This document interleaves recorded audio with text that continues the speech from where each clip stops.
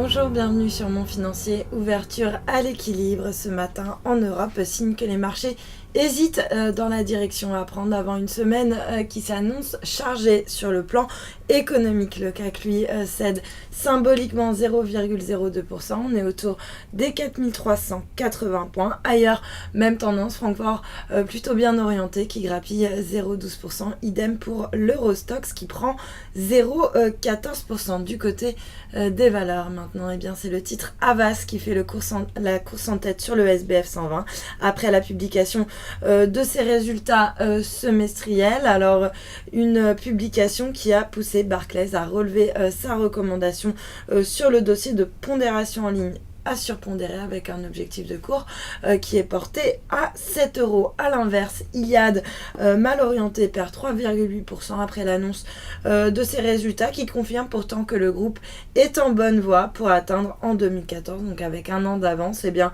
son objectif d'un chiffre d'affaires de 4 milliards d'euros, alors que sa part de marché dans le mobile, elle, devrait avoisiner 15% seulement 3 ans après le lancement de ses offres low cost dans la téléphonie mobile. Et puis à noter également Technip qui se distingue en baisse, plombée par une note de Deutsche Bank qui passe d'achat à conserver sur le dossier. En tête du CAC, on retrouve Gemalto qui bondit d'un peu plus de 1%, suivi de Safran ou encore de Essilor qui complète donc le trio de tête du palmarès. Et puis à l'inverse, les valeurs automobiles, elles, évoluent dans le rouge en réaction à l'annonce d'une baisse de 3% des immatriculations de véhicules neufs au mois d'août. Alors, eh bien, c'est Renault qui subit, qui dégringole assez nettement, moins 1,7%, alors que eh bien, ces immatriculations, justement, ont chuté de plus de 10% dans l'Hexagone le mois dernier. Et puis,